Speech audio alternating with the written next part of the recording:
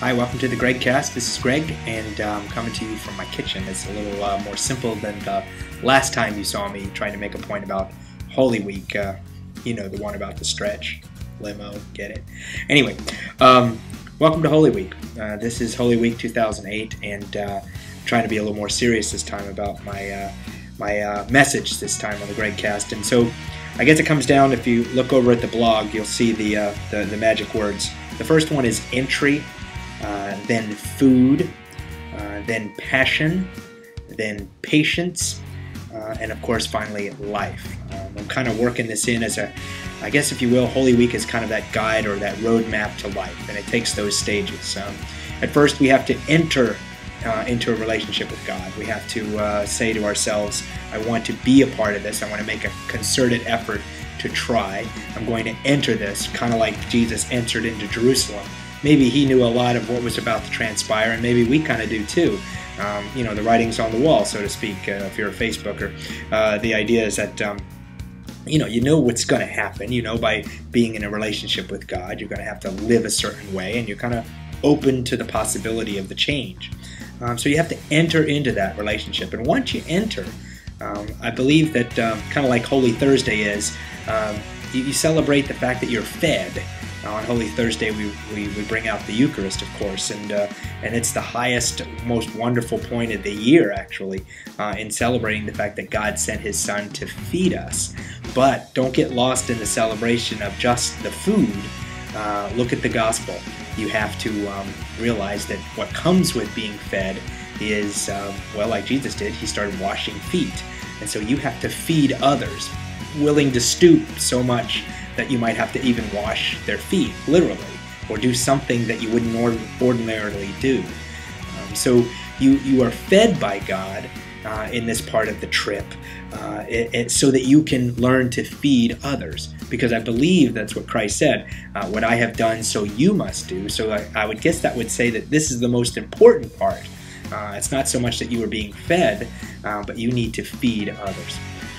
And then Good Friday seems to bring in this notion of passion. Now, on the blog, I guess I wrote that when you add passion to sports, you become a true, like, an athlete. You know, you practice all the time, you play hard, and you try harder. So in this time and every year, Easter seems to be coinciding with March Madness, you're going to see a certain sense of passion in basketball for the game. Like Notre Dame here is in the tournament, and they're going to try to play with a lot of passion, hopefully, and win the whole thing. That would be amazing. But when they do win the whole thing, it's because they wanted it more than the other teams. They added a sense of passion to their play. In a relationship, when you add passion, like I'm a married man, there you go, see? And as a married man, I add passion into my relationship for my wife, which makes it different. Than other relationships. So obviously, when you add a sense of passion into a relationship, you want to say, I'm going to give this my all. I'm going to try so hard. I'm going to do everything I have to do, for better or for worse. Then that's the idea of adding passion to something. So once we enter into a relationship with Christ, and once we're fed so that we can feed others, we enter into that with a passion. We'll feed others no matter what. No matter what gets in our way, we're going to try hard to do it for the other guy. Now, Holy Saturday, that point when Jesus is laid in the tomb, and we have to kind of wait a whole day. It would be nice if Easter just quickly followed a couple hours after Good Friday and we could just get right to the party. But no, there's a sense of waiting. And I guess that's true in our journey of faith, is that we might throw many ounces of passion into our play, so to speak, but we have to wait to see what the effect is. That's the whole point, is there's a matter of patience that happens, that has to happen in your process. In other words, you're not going to notice the fruit of your labor. You might not notice you've made a difference until down the road sometime. But not to worry, it is worth it, and it will make a difference. And it's amazing how many times as a minister in the church, a lay minister in the church, I'm reminded that people will come up to me and say, "Hey, remember me?" or "You spoke at my," and I don't know, but it's a great blessing that we all have, that we're reminded of this, that we do make a difference. It might not always seem in the moment, but we do make a difference. And finally, after the patience, then comes the life. And I guess my point is that notice in the gospel that they don't you don't just automatically see the resurrection.